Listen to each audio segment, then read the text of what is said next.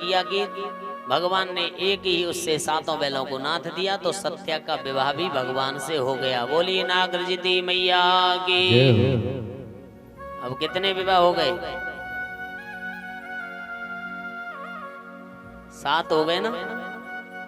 हाँ, समारते रहिए। नवनाग सहस्त्राणी नागाक्षत गुणान रथान। उन्होंने नाना प्रकार के हाथी घोड़े रथ इत्यादि सब दहेज में दिए। पुराणों में तो नाना प्रकार के दहेज का वर्णन आता है। दासी दास भी उस वर्णन में आते हैं, क्योंकि दहेज में सब कुछ दिया जाता है। एक श्रुतकीर्ति बुआ की बेटी थी जो के देश में उत्पन्न हुई थी। भगवान ने उसके साथ भी विवाह किया। मध्य देश के अधिपति राजा ब्रह्मसेन थे, उनकी कन्या लक्ष्मणा का भी विवाह भगवान ने किया। स्वयंवर से हरण करके लाए और बाद में वैदिक विधि से विवाह किया। इसलिए भगवान के कितने हो गए विवाह? 8। उसी का नाम 2 थे महाराज। अब 8 पटरानी कौन सी हो गई? भैस्मी जामवती भामा सत्या भद्रा च लक्ष्मणा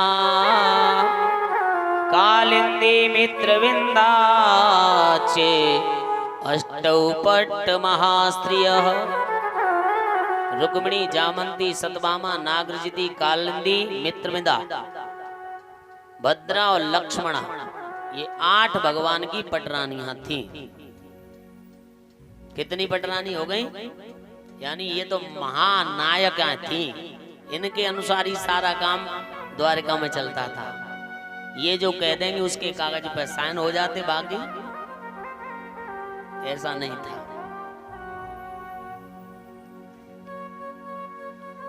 महाराज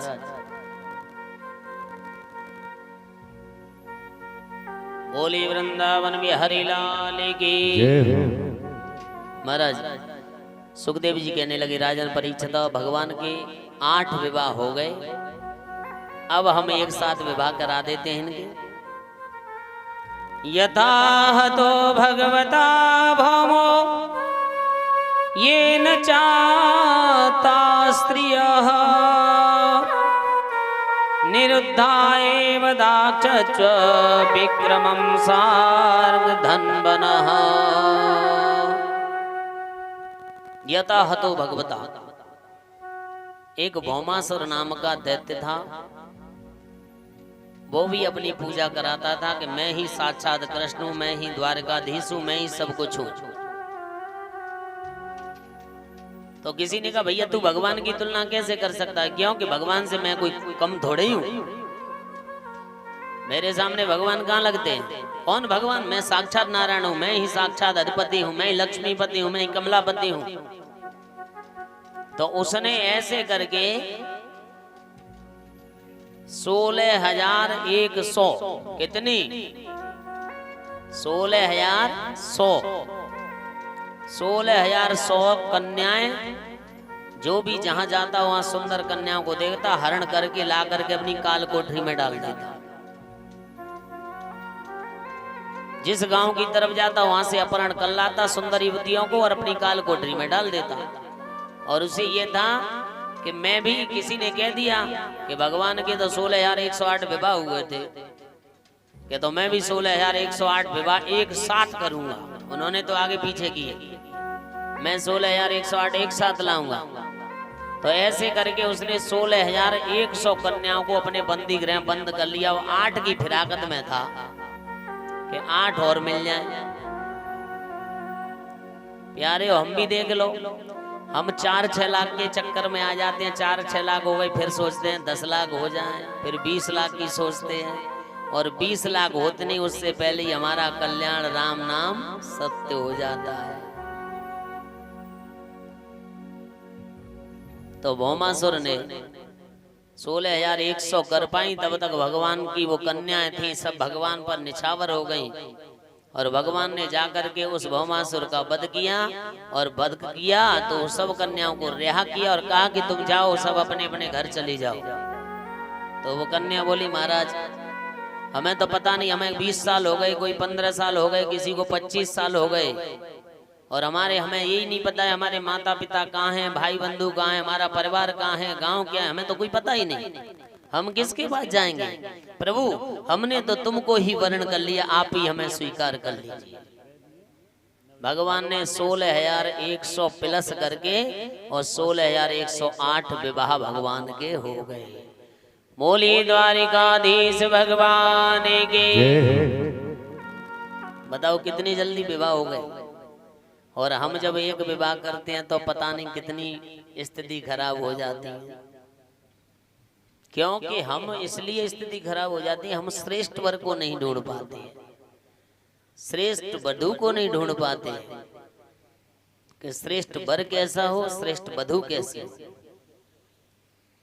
एक प्रसंग आपको सुना देता हूँ। एक व्यक्ति था, कोई नया युवक, जैसे हमारे ये भैया बैठे, आके बोले पंडित जी ये बताओ मैं विवाह करूं या संत बनूं। तो पंडित जी के पास आए तो पंडित जी ने कह दिया ऐसा है, तुम ये गांव में एक पुजारी जी हैं उनके पास चले जाओ, वो बता देंगे। और वो पुजारी के पास गए। पुजारी जी भिक्षावृत्ति करके खाते थे, उनकी पुजारिन घर में थी, और जब वो भोजन के लिए उनके पास कुछ नहीं था, भिक्षावृत्ति करके आ जाता, तब बनाते तब खाते। अब वो व्याकुल था, गया पुजारी जी के घर, पुजारी जी अपनी भिक्षावृत्ति करने चले गए। उसने पुजारी से कहा कि मैं मिलने आया हूँ पुजारी जी से, कि पुजारी जी तो दोपहर तक लौटेंगे 2 बजे तक, तो कहा मैं बैठ लेता हूँ। अब पुजारी ने सोचा कि हमारे घर में तो इसको खिलाने के लिए कुछ है ही नहीं, क्या खिलाएं।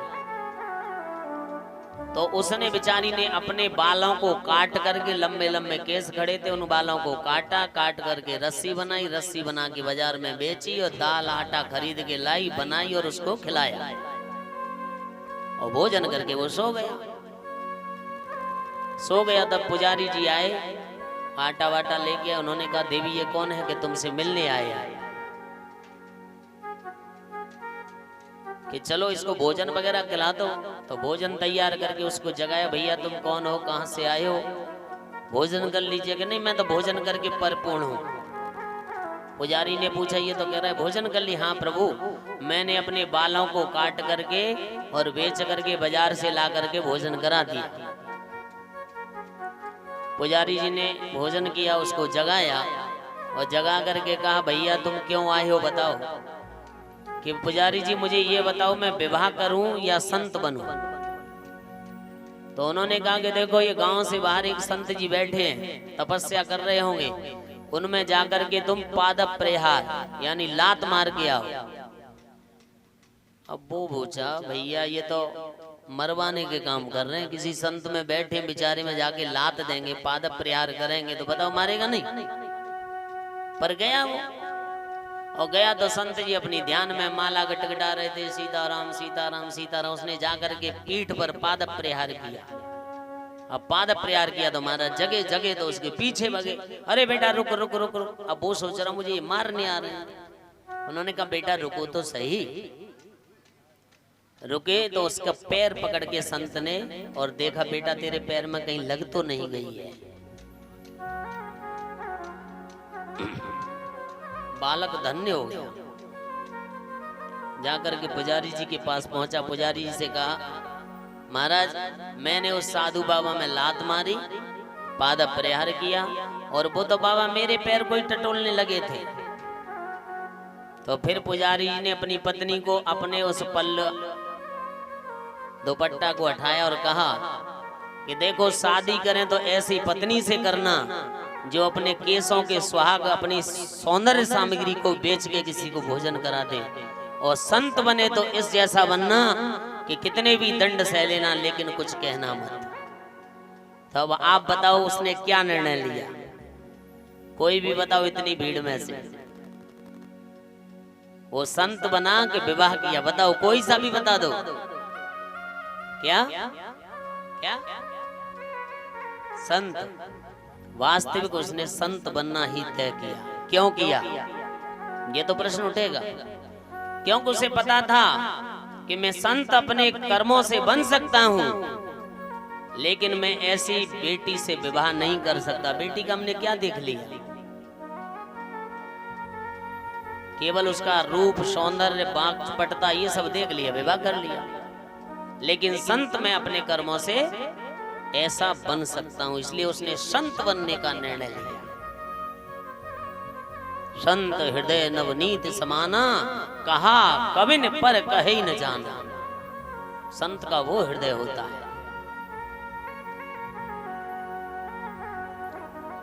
तो महाराज भगवान की लीलाएं सुनने के लिए हमको, अब देखिए हम आजकल बेटियों को देखने जाते हैं, गोद भरने जाते हैं ना, प्राइवेट भी देखने जाते हैं। क्या देख के आते हो? ये देख लेते हैं ये मेरे बराबर की है, मैचिंग की है कि नहीं, बातचीत कैसी है। इससे बेटी का नहीं पता पड़ता। बेटी का अगर पता करना हो वास्तविक, तो उसकी नानी के बारे में पूछ लीजिए, उसकी नानी का व्यवहार, चरित्र कैसा था। और फिर उसकी माँ के बारे के चरित्र में पूछ लीजिए। अगर उन दो को आपने देख लिया तो बेटी को देखने की जरूरत नहीं है। बोलो जय श्री। ये देखने योग्य यही है। अब महाराज देखिए, भगवान के विवाह तो हो गए। जब विवाह हो गए तो भगवान के मन में एक दिन आया, थोड़ा हल्की बंद, भगवान के एक दिन मन में आया। देखिए भगवान ने विवाह क्यों किया? नीति निर्धारण के लिए कि गृहस्थ जीवन कैसा हो। भगवान ने सोचा कि हमारे विवाह 16,108 हो गए, हमने अपनी रानियों को सबको खुश खुश देखा है, हंसते हुए, खिलखिलाती हुई। बोले वृंदावन बिहारी लाल की। तो पति पत्नी ध्यान दीजिए, जो भी माता जी लोग हैं वो विशेष ध्यान दीजिए, और हमारे युवा नौजवान भाई भी ध्यान दीजिए। पति पत्नी में दोनों में झगड़ा भी होना चाहिए समय समय पर ऐसा झगड़ा नहीं कि लठ लेकर के खूब ठोका पीटी हो जाए, हॉस्पिटल तक नौबत पहुंच जाए। प्रेम प्रेम का झगड़ा होना चाहिए। भगवान ये भागवत जी में बता रहे हैं कि एक बार भगवान ने सोचा, कैर्चित् सुखमासीनम स्वतल्पस्तम जगद्गुरुम पति च परचरद्भेस्मी व्यजेन ससखी जनई। एक दिन भगवान ने सोचा कि देखो मैं रुक्मिणी जी से हास प्रयास कर लूं। ऐसा भगवान सोच के गए। तो जहाँ रुक्मिणी जी अपने पलंग पर बैठी हुई थी वहीं भगवान पहुंच गए, और भगवान रुक्मिणी जी से कहने लगी, अरे रुक्मिणी देखिए तुम कितनी भोली वाली। तुम्हारा भाई रुक्मी तुम्हारा विवाह शिशुपाल के साथ करना चाहता था, और वो एक राजा था, राजा का बेटा था, बहुत अच्छा था, और तुमने मेरे साथ विवाह कर लिया। मैं तो एक गोप वाला था, मेरे माता पिता कन्फर्म नहीं है कि मेरी माता कौन है, पिता कौन है, मुझे लोग चोर कहते हैं। ऐसे भगवान कहते कहते और रुक्मिणी को गहराई तक उतार ले गए, और गहराई तक उतार करके फिर भगवान ने कहा, देखो देवी कोई बात नहीं, अभी तो कुछ दिन हुए हैं, अगर तुम अब भी चाहें तो किसी दूसरे के साथ विवाह अब भी कर सकती है। अब बताओ 4-5 साल किसी की शादी को हो जाएं और फिर पति कहे देवी तुम किसी के साथ विवाह कर लो, कोई मानेगी क्या? भगवान ने ऐसा कहा तो मैया ने अपने शरीर की सुध बुध भूल करके और तुरंत बेहोश होके जैसे ही पलंग से गिर रही थी, भगवान ने तुरंत चतुर्भुज रूप बना करके एक हाथ से मैया को डांटा, एक हाथ से पंखा किया, एक से पानी का गिलास पिलाने लगे। और जब ऐसी स्थिति आई तो भगवान ने कहा कि देवी तुम तो बेहोश हो गई, अचेत हो गई, कि प्रभु तुमने बात ही ऐसी कह दी। तो देखना भगवान ने जो सब प्रयुक्त किए, मैया ने उनका उत्तर क्या दिया। भगवान कहने लगे, देवी मैंने तुमसे ऐसा क्या कहा कि महाराज तुमने कहा तो था चोर, कि तुम चोर हैं, तो वास्तविक ही तुम चोर हैं। क्यों? ब्रजे बसंतम नवनीत चोरम चोराग्रगण्यम ब्रजे बसंतम नवनीत चोरम गोपांगनानां चदकुल चोरम श्रीराधिकायस्य हृदयस्य चोरम चोराग्रगण्यम शरणं प्रपद्ये। ब्रजे बसंतम, आप ब्रज में वास करते हैं। नवनीत चोरम, आप माखन को चुराते थे। और माखन को तो छोड़ो, गोपांगनानाम च दुकुल चोरम, दुकुल कहते हैं वस्त्र, गोपियों के तुमने वस्त्रों को चुराया। और वस्त्रों की तो बात छोड़ दो, श्री राधिका यस्य हृदयस्य चोरम, राधा जी के तो हृदय को ही तुमने चुरा लिया। चोराग्रगण्यम, और चोरों में तुम अग्रणी हो। क्यों कि भक्त के हृदय में तुम ऐसे घुस जाते हैं कि उसे पता ही नहीं लगता कि मेरे हृदय में चोर कब घुस गया। तो प्रभु आप तो चोर हैं ही। मैंने कहा गलत कहा, आपने कहा।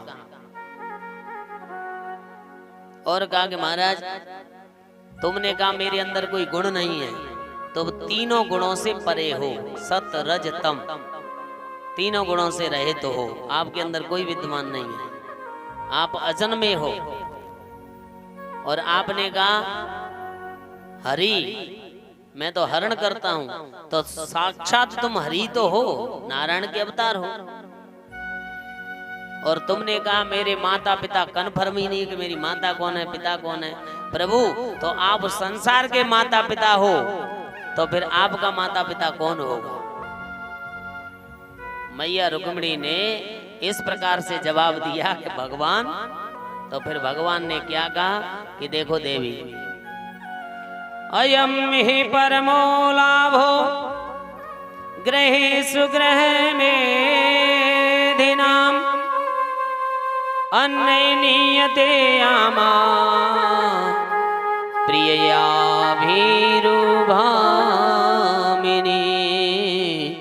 प्रियाभिरुभामिनी।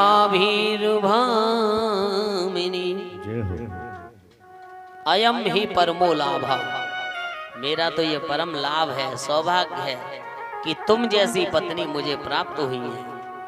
और पति पत्नी का वही प्रेम है जो पति और पत्नी साल में 1-2 बार लड़ाई होनी चाहिए, झगड़ा होना चाहिए। क्यों कि देखो अगर पति पत्नी में लड़ाई झगड़ा होगा ना तो प्रेम और बढ़ता है। क्योंकि अगर पत्नी रूठ जाए तो पति अपने हाथों से खिलाएगा, चलो आज से नहीं लड़ाई।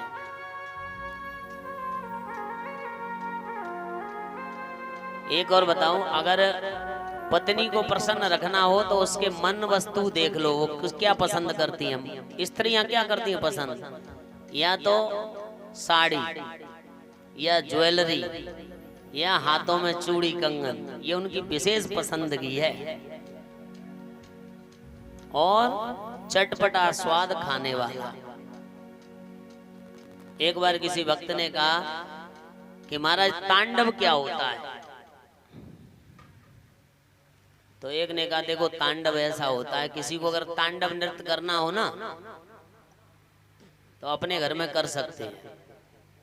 कि क्या होता है कि जब ऑफिस जाएं तो वहां से पत्नी को फोन करके बोल देना, देवी आज भोजन कुछ नहीं बनाना है, आज होटल में भोजन करने चले, तो वो तुरंत खुश हो जाएंगे।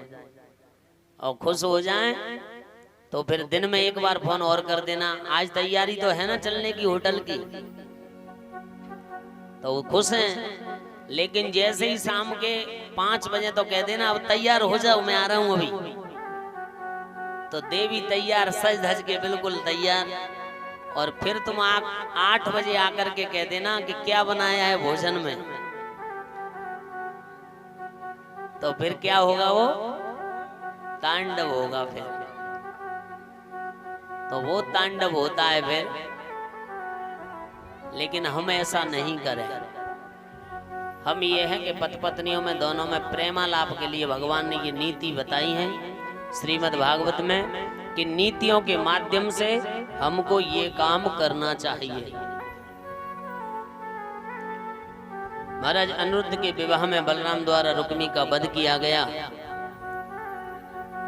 महाराज के रुक्मिणी के प्रद्युम्न 4 देश आदि 10 पुत्र हुए। जामंती के 10 पुत्र, साम सुमित्र हुए। मित्रविंदा के ब्रक हर्ष आदि 10 पुत्र हुए।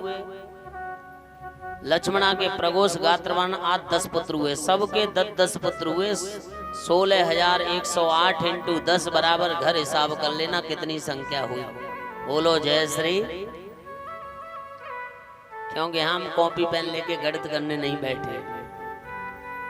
इतने भगवान की संतानें हुई। अब बताओ कितना बड़ा परिवार था। चलो परिवार पे बात आ गई तो एक और बता दें। हम अपने परिवारों में रहते हैं तो कैसे रहना चाहिए। परिवार में हम रहें तो भगवान के परिवार के अनुसार रहें। अब भगवान का परिवार कैसे रहता है? कोई बैर भाव नहीं है। और हम पति पत्नी हो, 2 बेटा बाटी हो और माता पिता हो तो 6 लोगों में भी झगड़ा हो जाता है। बोलो जय श्री। अब देखिए परिवार की तुलना की जाए तो भगवान शंकर के परिवार को देखिए। भगवान शंकर और मैया पार्वती। शंकर जी का सवारी क्या है? बैल। और मैया पार्वती का सवारी क्या है? शेर। अब शेर और बैल में क्या होता है? बैल में बैर होता है, लेकिन एक साथ रह रहे हैं। भगवान शंकर का पुत्र कार्तिकेय, उसका वाहन कौन है? मोर। और गणेश जी का चूहा। और मोर और चूहा का क्या होता है? तो बताओ, लेकिन एक साथ रह रहे हैं। तो हम भी अपने परिवार को इसी सामंजस्य से रखें कि काहू किसी का बैर न हो।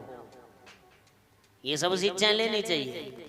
यही तो भागवत पुराण शास्त्रों में यही तो लिखा है कि हम अपने परिवार को कैसे चलाएं। गाड़ी होती है ना 2 पहिया की, उसमें आगे का पहिया पंचर हो जाए तो गाड़ी चलेगी क्या? और पीछे का टूट जाए तो चलेगी क्या? तो ऐसे ही पति पत्नी की गाड़ी है। दोनों पहियों का बैलेंस बनना बहुत जरूरी है। और बैलेंस अगर हमारा सही है तो हमारा गृहस्थी का जो रफ्तार है वो तेज चलती रहेगी। बोलिए वृंदावन बिहारी लाल की। महाराज बाणस्य तनयामसामुपये में यदोत्तमः। अनिरुद्ध ने बाणासुर की पुत्री उषा के साथ विवाह किया। भगवान ने जो लीलाएं की हैं, चाहे विवाह की लीला हो चाहे किसी भी प्रकार की लीला हो, उसको भगवान ने संसार में जो व्याप्त परिवार हैं उनके कल्याणार्थ ये कार्य किए हैं।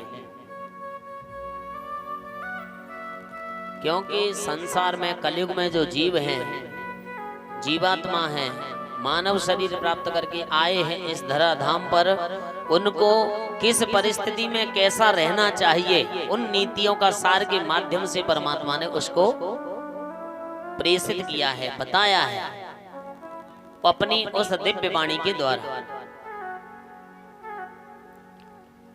सुखदेव जी कहने लगे, राजन परीक्षित एक दो पवनम राजन जगमुर्य दो कुमार का बिहर तो साम प्रद्युम्न चारु भानु गदादय। एक बार यदुवंशी राजकुमार साम प्रद्युम्न आदि खेल क्रीड़ा करने के लिए वन में गए। वहां गए तो खेलते खेलते उनको प्यास लगी तो कुएं पर पहुंच गए और कुएं में देखा तो एक गिरगिट पड़ा था। और गिरगिट को देख करके उन्होंने पहले तो उसमें कंकड़ी मारी, क्योंकि छोटे छोटे बच्चे क्या करते हैं, जब वो कंकड़ी मारी तो बेचारा लहूलुहान हो गया। बाद में उसको निकालने की कोशिश की तो नहीं निकला।